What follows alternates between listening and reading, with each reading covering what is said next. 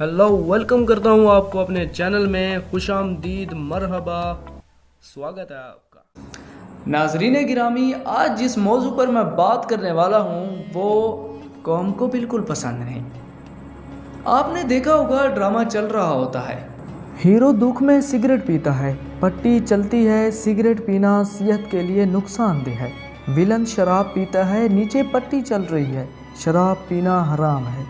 नाजरीन मोहतरम, जैसे जैसे ड्रामा आगे चलता है, एक औरत खामद से छुपकर अफेयर चला रही है।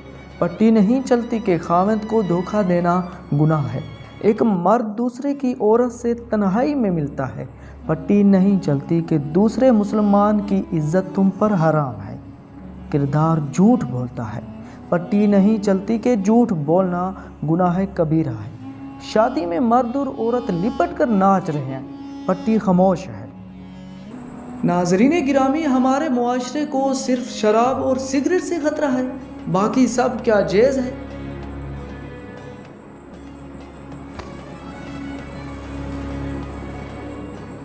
मैं उम्मीद करता हूं आज की ये मेरी वीडियो आपके लिए मुफीद साबित होगी। आपको अगर पसंद आए तो प्लीज लाइक कर दें, सब्सक्राइब कर दें मेरे चैनल को और दूसरे दोस्तों के साथ शेयर भी कर दें। आपकी दुआओं का तलबगार मोहम्मद रिजवान आपसे इजाजत चाहता है। अस्सलामु अलैकुम वरहमतुल्लाहि वबरकातुहू।